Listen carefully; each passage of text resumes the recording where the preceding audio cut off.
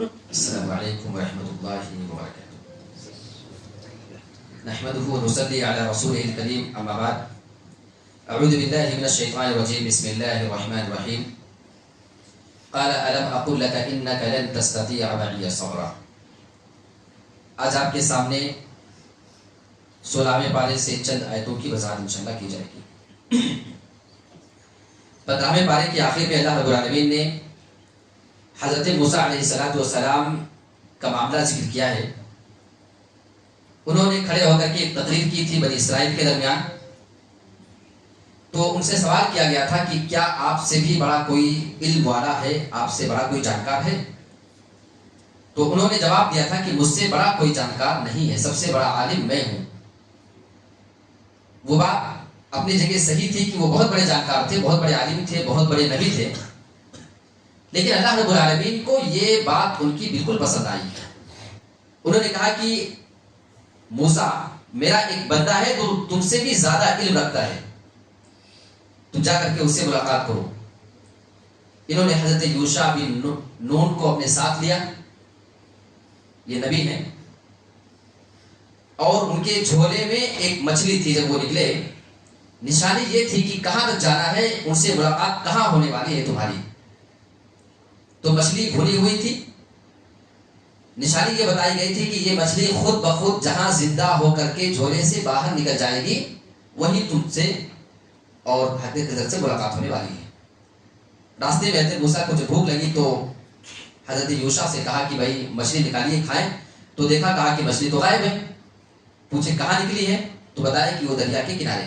وہاں گئے اور وہاں پہ حضرت خضر علیہ السلام سے حضرت موسیٰ علیہ السلام کی ملاقات ہوتی. جا کے بتایا میرا نام موسیٰ ہے. انہوں نے سوال کیا کہ کون موسیٰ؟ بنی اسرائیل والا موسیٰ. بولے ہاں. تو حضرت موسیٰ علیہ السلام نے فرمایا کہ دیکھو میں آپ کے پاس سیکھنے کے لیے آیا ہوں, آپ مجھے اپنی شاگردی میں رکھ لیں. انہوں نے کہا ٹھیک ہے میں رکھ تو لوں گا, لیکن ایک شرط میری ہے کہ جو بھی کام میں کروں گا تمہیں بیچ میں اعتراض نہیں کرنا ہے, بیچ میں کوئی سوال تمہیں نہیں کرنا ہے. بولے ٹھیک ہے. اب آگے جب وہ چلے فَانْطَلَقَا حَتَّى إِذَا رَكِبَا فِي السَّفِينَةِ خَرَقَهَا. جب وہ دونوں کشتی میں سوار ہوئے تو حضرت خضر علیہ السلام نے اس کی ایک لکڑی کو نکال دیا, کشتی میں سوراخ کر دیا. یہ بات حضرت موسیٰ علیہ السلام سے برداشت نہ ہوئی. آپ نے فوراً اعتراض کر دیا, أَخَرَقْتَهَا لِتُغْرِقَ أَهْلَهَا. آپ نے کشتی کے اندر چھید کر دیا اور کہیں کشتی والے ڈوب گئے تو یہ تو بہت غلط بات ہے. لَقَدْ جِئْتَ شَيْئًا إِمْرًا. یہ تو آپ نے اچھا کام نہیں کیا, بہت بڑی بات آپ نے کر دی, یہ صحیح کام نہیں آپ کا ہے. انہوں نے کہا کہ میں نے کہا تھا نا کہ بیچ میں سوال نہیں کرنا ہے, میرے ساتھ صبر نہیں کر پاؤ گے. بولے اچھا ٹھیک ہے. اب آگے کچھ نہیں بولتا. حتی اذا لقیا غلاما فقتلہ. آگے گئے, ایک چھوٹے سے بچے سے ملاقات کی دونوں نے. حضرت خضر نے اس بچے کو قتل کر دیا. جیسے ہی قتل کیا فوراً حضرت موسیٰ علیہ السلام نے اعتراض کر دیا, اقتلت نفسا زکیۃ بغیر نفس لقد جئت شیئا نکرا. اے خضر آپ نے اس معصوم بچے کی جان لے لی بغیر کسی غلطی کے. آپ نے واقعی اچھا نہیں کیا, یہ آپ نے غلط کام کیا ہے. انہوں نے کہا میں نے کہا تھا نا بیچ میں اعتراض نہیں کرنا, سوال نہیں کرنا تمہیں. بولے اچھا ٹھیک ہے غلطی ہوگی, اب آئندہ نہیں کرتا. آگے گئے ایک بستی کے پاس. بستی والوں سے ان لوگوں نے کھانا مانگا, بڑے بھوکے تھے لیکن بستی والوں نے ان کو کھانا نہیں کھلایا. ایک بات ہمیں اور آپ کو کیا سیکھنے کو ملتی ہے کہ کبھی کبھی آپ کی بستی سے آپ کے آس پاس کچھ ایسے بھوکے بھی آ سکتے ہیں, ایسی بھی ضرورت مند آپ کے سامنے آ سکتے ہیں جو بڑے نیک ہوں, جو بڑے علم والے ہوں, لیکن آپ ان کو پہچان نہ سکیں. دیکھ رہے ہیں کتنے بڑے نیک لوگ تھے. ایک تو نبی اور حضرت خضر علیہ السلام کے بارے میں اختلاف ہے, نبی تھے نہیں تھے, بعض کہتے ہیں نبی تھے, بعض کہتے نہیں تھے. لیکن حضرت موسیٰ علیہ السلام اتنے بڑے نبی اور دونوں اتنے بڑے عالم دین, اور ان لوگوں نے کھانا نہیں کھلایا, ان کی ناقدری کی. یہ دونوں بھوکے پیاسے بیچارے ایک دیوار کے پاس جا کر کے ٹیک لگا کر کے ایسے بیٹھ گئے. اچانک سے دیوار گرنے لگی. حضرت خضر علیہ السلام بڑے طاقتور تھے, فوراً کھڑے ہوئے دیوار کو سیدھی کر دیا, گرنے نہیں دیا. اب حضرت موسیٰ علیہ السلام کو یہ بات پسند نہیں ہے. ہم نے ان لوگوں سے کھانا مانگا, ان لوگوں نے کھانا نہیں کھلایا, ہماری کوئی قدر نہیں کی, اور آپ نے ان بستی والوں کی مدد کی, ان کی دیوار صحیح کر دی. آپ نے ایسا کیوں کر دیا؟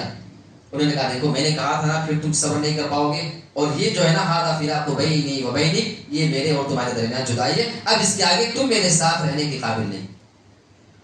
تو انہوں نے اپنے آپ کو سب سے بڑا عالم کہا تھا، اللہ رب العالمین نے ان کو بتا دیا کہ تم اپنے آپ کو سب سے بڑا عالم کہتے ہو، میرا ایک بندہ اتنا علم والا ہے کہ تم اس کی شاگردی تک اختیار نہیں کر سکے، اس کے مدرسے میں تمہارا ایڈمیشن تک نہیں ہو سکا۔ لہٰذا کوئی اپنے آپ کو سب سے بڑا نہ کہے، نہ مال میں، نہ علم میں، نہ عہدے میں، نہ شہرت میں، کسی چیز میں نہیں، جو ہے اللہ کا شکر ادا کرے اور اپنے آپ کو نیچا بنا کر کے پیش کرنا، یہ اللہ تعالیٰ کو بہت پسند ہے۔ حضرت خضر علیہ السلام نے حضرت موسیٰ علیہ السلام کو ان باتوں کی وجہ بتائی۔ سب سے پہلا اعتراض جو تم نے کشتی کے بارے میں کیا ہے، میں نے کشتی کے اندر چھید کیوں کر دیا، میں نے اس کی ایک لکڑی کیوں نکال دی؟ جانتے ہو اس آگے ایک بہت ہی ظالم بادشاہ رہا کرتا ہے، جو بھی کشتی وہاں سے گزرتی ہے وہ کشتی والوں کو لوٹ لیا کرتا ہے، کشتیوں کو لوٹ لیتا ہے، لہٰذا میں نے اس کے اندر چھید کر دیا ہے تاکہ کشتی دیکھنے میں خراب معلوم ہو، اور جب وہ دیکھے گا عیبدار کشتی تو اس کو چھوڑ دے گا، اسے نہیں لوٹے گا۔ اور جس لڑکے کو میں نے قتل کر دیا تھا، تمہاری نظر میں بڑا معصوم لڑکا تھا، لیکن میں نے اسے اللہ رب العالمین کے حکم سے قتل کیا ہے، کیونکہ وہ لڑکا آگے چل کر اپنے ماں باپ کے ایمان اور ان کے دین کے لیے خطرہ بن سکتا تھا، ان کے ایمان کے لیے خطرہ بن جاتا، لہٰذا اللہ کا یہ حکم تھا کہ اسے بچے کو قتل کر دو، اور ان کے ماں باپ کو اللہ تعالیٰ دوسری اولاد اس کی جگہ عطا کرے گا جو اس سے بہتر ہوگا۔ اور جو دیوار کے بارے میں تم نے اعتراض کیا ہے، میں نے دیوار کو سیدھی کیوں کر دیا، تو جانتے ہو وہ تو یتیم اور معصوم بچوں کی دیوار تھی، وَكَانَ أَبُوهُمَا صَالِحًا، اور یتیم بچوں کا باپ بہت ہی نیک آدمی تھا۔ یعنی انہوں نے دو باتیں یہاں پہ بتائی ہیں، ایک تو یتیم بچے تھے، اور دوسرا معاملہ یہ ہے کہ وہ بچے جس کا باپ مر چکا ہے وہ بہت ہی زیادہ نیک آدمی ہوا کرتا تھا۔ لہٰذا اس سے یہ پتا چلتا ہے اگر کوئی آدمی نیک ہے تو اس کا فائدہ اس کی اولاد کو بھی مل سکتا ہے۔ اس کا باپ نیک تھا، وہ تو مر چکا ہے، لیکن اسی وجہ سے اللہ رب العالمین نے بچوں کی مدد کروائی۔ جانتے ان کی دیوار کے نیچے بہت ہی خزانہ دفن ہے، اس کے باپ نے اس کے اندر خزانہ چھپا رکھا تھا، اگر وہ دیوار گر جاتی، دیوار کو میں سیدھی نہیں کرتا تو جانتے ہو بس دیواریں اس خزانے کو لوٹ کر کے لے کر چلے جاتے، اور یہ معصوم یتیم بچے محروم رہ جاتے اپنی دولت سے، لہٰذا میں نے دیوار کو سیدھی کر دیا۔ اس سے معلوم یہ ہوتا ہے حضرت خضر علیہ السلام کو یہ منظور نہیں تھا کہ ان یتیم بچوں کے مال پہ، ان کے خزانے پہ کوئی قبضہ کر لے، ان کا مال تباہ و برباد ہو جائے، اور نہ تو یہ بات پھر اللہ رب العالمین کو منظور تھی، اور اللہ کے حکم ہی سے انہوں نے دیوار کو سیدھی کیا تھا۔ آج ہم اپنے سماج اور معاشرے میں دیکھ لیں، یہ بہت اچھی بات آپ کی لگتی ہے کہ آپ یتیموں کا خیال کر رہے ہو، رمضان میں کبھی یتیم کے لیے کبھی بیوہ کے لیے اعلان کر کے پورے رمضان میں ان کے لیے مدد کرنا، یہ بہت ہی مبارک قدم ہے، قابل تعریف ہے آپ اس معاملے میں۔ لیکن بہت سارے ایسے لوگ بھی نظر آتے ہیں جو یتیموں کے مال پہ قبضہ کر کے بیٹھے ہوئے ہیں، جو یتیم پہ آئے دن ظلم کیے جا رہے ہیں۔ اللہ کے نبی جناب محمد رسول اللہ کی بڑی مشہور حدیث ہے، انا وکافل الیتیم فی الجنت کہاتین، میں اور یتیم کو پال پوس کر کے بڑا کرنے والا، یتیم کی کفالت کرنے والا، یتیم کی دیکھ ریکھ کرنے والا، جنت میں دونوں ایسے ہوں گے۔ واشار بالسبابۃ والوسطی، آپ نے اپنی شہادت اور بیچ کی انگلی کی جانب اشارہ کر کے فرمایا جیسے یہ دونوں انگلیاں آپس میں ملی ہیں، ایسے میں اور یتیم کی کفالت کرنے والا دونوں کل جنت میں ایسے ہی رہیں گے، یعنی وہ جنت میں میرا پڑوسی بن کر کے رہے گا۔ تو آپ کا یہ عمل تو بڑا مبارک ہے، اس کے لیے واقعی آپ قابل تعریف ہیں، اور میں امید کرتا ہوں کہ آپ آئے دن انشاءاللہ ایسے ہی یتیموں کی مدد کریں گے نا انشاءاللہ بہت نیکی کا کام ہے۔ اور یتیم کے ساتھ معاملہ کیسے کرنا ہے؟ لقد کان لکم فی رسول اللہ اسوۃ حسنہ، تمہارے لیے رسول کی زندگی میں بہترین نمونہ ہے، وہ تمہارے لیے بیسٹ آئیڈیل ہے۔ حضرت بشیر بن اقربہ بہت ہی معصوم چھوٹے سے بچے ہیں، اللہ کے نبی کے پاس ایک مرتبہ آئے، غزوہ احد کے دن آپ سے سوال کرتے ہیں، اللہ کے نبی میرے باپ جنگ کے اندر شہید ہونے گئے تھے، آپ بتائیے کہ میرا باپ کہاں ہے؟ وہ معصوم سا بچہ اپنے باپ کو ڈھونڈ رہا ہے۔ اللہ کے نبی اس بچے کو خبر دیتے ہیں کہ تمہارے باپ کا انتقال ہو چکا ہے، شہید کر دیے گئے جنگ کے اندر، اللہ ان پہ رحم فرمائے۔ اتنا سننا تھا، وہ معصوم سا بچہ جیسے یہ سن رہا ہے میرے باپ کا انتقال ہو چکا ہے، آنکھ اس کی آنسوؤں سے تر ہیں، رونے لگتا ہے، زاروں قطاروں آنسو بہانے لگتا ہے۔ وہ امام الانبیاء کے سامنے، رحمت للعالمین کے سامنے ایک معصوم سا بچہ آنسو بہائے، بڑا سوچو کہ اس نبی کو برداشت کیسے ہوتا۔ آپ نے اس بچے کو اپنی گود میں لے لیا، اپنی سواری پہ بٹھا لیا، سر پہ اس کے شفقت کا ہاتھ پھیر رہے ہیں، اور آپ اس کو تسلی کیسے انداز میں دے رہے ہیں۔ آپ اگر مال سے مدد کرتے ہو یہ بہت اچھا کام ہے، لیکن کبھی کبھی جب کوئی معصوم سا بچہ یتیم ہو جائے، آپ اس سے ملاقات کریں، آپ اس کے پاس جائیں، اٹھے بیٹھے اپنی زبان سے بھی آپ اس کو تسلی دے دیا کریں۔ اللہ کے نبی تسلی کیسے دے رہے ہیں؟ اما ترضى ان اكون انا ابوك وتكون عائشة امك، اے میرے پیارے بیٹے کیا یہ بات تجھے پسند نہیں کہ آج کے بعد سے میں تیرا باپ بن جاؤں اور میری بیوی عائشہ تیری ماں بن جائے، دونوں ماں باپ بن کر کے تیری کفالت کیا کریں، تیری دیکھ ریکھ کیا کریں، کیا یہ بات تجھے پسند آتی یا نہیں؟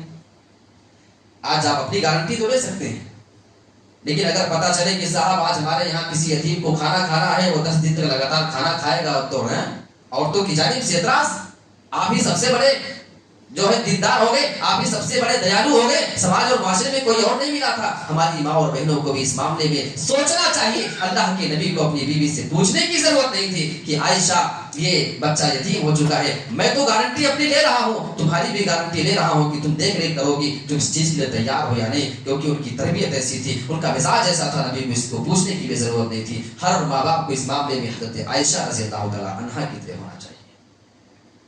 اور آگے چلیں، اللہ رب العالمین نے جنت کے بارے میں بڑی پیاری بات کی، ان الذین آمنوا وعملوا الصالحات کانت لهم جنات الفردوس نزلا، بے شک جو لوگ ایمان لے کر کے آئے اور نیکیاں کرنے والے لوگ ہیں، ان کے لیے مہمان نوازی کے طور پہ فردوس کے باغات عطا کیے جائیں گے، خالدین فیہا، اس جنت الفردوس کے اندر وہ ہمیشہ ہمیش کے لیے رہیں گے، لا یبغون عنہا حولا، جب اس جنت میں چلے جائیں گے اس سے کبھی بھی نکلنے کا ان کا ارادہ تک نہیں بنے گا۔ انسان دنیا میں بڑے سے بڑے بنگلے بنا لے، بڑے سے بڑی کوٹھیاں بنا لیتا ہے، کبھی تو اس کا دل اکتا جاتا ہے چلو یہاں سے نکل کر کے سیر و تفریح کر کے دوسری جگہ آئیں گے، کہیں اور گھوم لیتے ہیں۔ انسان کتنی بھی آرام کی جگہ بنا لیا کرتا ہے، لیکن دوسری جگہ جانے کی آرزو لگی ہوتی ہے، گھر پرانا ہو گیا چینج کر لیتے ہیں، دوسرا مکان بنا لیتے ہیں۔ اللہ بیان فرما رہا ہے، اے میرے بندو اگر میری جنت میں آ جاؤ گے، ایسی پیاری جنت تم کو عطا کر دیں گے، تم نے اس کے بارے میں سوچا تک نہیں ہوگا، کبھی بھی اس سے نکلنے کے بارے میں تمہارے ذہن و دماغ میں کوئی بات تک نہیں آئے گی۔ انسان وہاں کبھی بیزار نہیں ہوگا، وہاں کبھی انسان جنت کی نعمتوں سے نہیں اترے گا۔ آگے چل کر کے اللہ رب العالمین نے حضرت زکریا کا ذکر کیا ہے، اذ نادى ربه نداء خفيا، حضرت زکریا علیہ السلام کا معاملہ دیکھیے، بڑھاپے کی عمر میں پہنچ چکے ہیں، تقریباً 90 سال کی ان کی عمر ہے، اپنے پروردگار کو آہستہ آہستہ پکار رہے ہیں، اولاد مانگ رہے ہیں، بڑھاپے کی عمر میں بے اولاد بھی ہیں، اللہ کا اتنا بڑا نیک نبی ابھی تک وہ اولاد کی نعمت سے محروم۔ بہت سارے لوگ لوگوں کو تانا دیا کرتے ہیں، جب کسی بہن کو بچے نہیں ہوتے ہیں سماج کی عورتوں سے تانے دے دے کر کے مار ڈالا کرتی ہیں، اور لوگ تو یہاں تک کہتے ہیں کہ شاید تیرا رب تجھ سے ناراض ہے، تجھے اولاد نہیں دے رہا ہے۔ کون کہتا ہے اولاد کا نہ ہونا یہ صرف اللہ کی ناراضگی کی دلیل ہے؟ پھر تو حضرت زکریا کو بھی بڑھاپے تک اولاد نہیں، 90 سال تک ان کو اولاد نہ ملی، حضرت ابراہیم علیہ السلام کو بھی بڑھاپے کی عمر تک اولاد نہیں ملی تھی، تو کیا اللہ اپنے نبیوں سے بھی ناراض تھا؟ میرے پیارے ساتھیوں، ہم اپنی سوچ اور اپنی ذہنیت کو بدلیں، اللہ سے دعا کر رہے ہیں، آہستہ آہستہ کیوں پکار رہے جانتے ہیں؟ کیونکہ آہستہ پکارنے میں دعا جلدی قبول ہوتی ہے، اس میں خلوص زیادہ ہوتا ہے جب آپ آہستہ آہستہ گڑگڑا گڑگڑا کر کے اللہ سے دعا کرتے ہیں۔ اور دوسری وجہ یہ تھی کہ 90 سال کی عمر میں اللہ سے مانگ رہا ہوں، کہیں کوئی دیکھ کر کے مذاق نہ اڑائے کہ اس بڑھاپے میں بھی اللہ رب العالمین سے اولاد مانگ رہا ہے، لہٰذا بڑی آہستہ آہستہ آواز میں اللہ کو پکار رہے تھے۔ اس سے معلوم ہوتا ہے کہ کوئی بڑی امپورٹنٹ چیز، کوئی بڑی بہترین چیز آپ کو اگر پرسنل مانگنا ہو تو اس کو اللہ رب العالمین سے یکسوئی کے ساتھ تنہائی میں آہستہ آہستہ پکارے، اللہ رب العالمین سے گر گڑائے۔ یہ بات، یہ پکارنا اللہ تعالیٰ کو بڑی پسند ہے، اللہ رب العالمین عطا بھی کرتا ہے اور اللہ نے عطا کیا بھی۔ انہوں نے کہا اللہ میری ہڈیاں کمزور ہو چکی ہیں، میں بوڑھا ہو چکا ہوں، ولم اکو بدعائک رب شقیا، لیکن اے میرے رب جب بھی میں تجھے پکارا ہوں تو تجھے پکارنے سے، تجھ سے دعا کرنے سے میں کبھی محروم نہیں رہا ہوں، مجھے امید ہے کہ تو عطا کرے گا۔ یہ نبی، یہ انبیاء جب پکارا کرتے تھے تو اللہ کو پکارا کرتے تھے، لیکن آج بہت سارے لوگ ہیں جب وہ پکارتے ہیں تو کسی اور کو پکارا کرتے ہیں۔ یہاں نبیوں کی بس کی بات ہے کہ خود سے اولاد لے لیں، نبیوں کے بعد نہ جانے کتنے پیر آج ایسے پیدا ہو گئے، کتنے بابا ایسے پیدا ہو گئے جو دوسروں کی دعائیں سن کر کے ان کو اولاد دے رہے ہیں۔ یہاں نبیوں تک میں یہ حالت نہیں تھی۔ بہت بڑی ایک حکمت بھی یہ ہے کہ نبیوں کو، بعض نبیوں کو اللہ نے بے اولاد رکھا، ان کی دعاؤں کا ذکر کیا۔ اس سے ہمیں سبق ملتا ہے کہ یہ نبی بھی اس بات کے مالک نہیں تھے کہ اگر اللہ اولاد نہ دے تو خود سے اولاد دے سکیں، انہیں بھی رب کے سامنے گڑگڑانا پڑا ہے۔ لہٰذا کسی پیر کے پاس یا کسی ولی کے پاس، کسی بڑے نیک بزرگ کے پاس اس کی حیثیت نہیں ہے کہ وہ کسی کو اولاد دلا سکے۔ اگر یہ چیز دے سکتا ہے تو صرف ہمارے رب کی ذات ہے۔ یہ چند باتیں آپ کے سامنے پارہ نمبر 16 سے پیش کی گئی ہیں۔ باتیں بہت ساری تھی لیکن وقت کا خیال کرنا پڑتا ہے۔ اللہ رب العالمین ہم تمام لوگوں کو کہی گئی تمام باتوں پہ عمل کرنے کی توفیق عطا فرمائے، آمین۔ والسلام علیکم ورحمۃ اللہ وبرکاتہ۔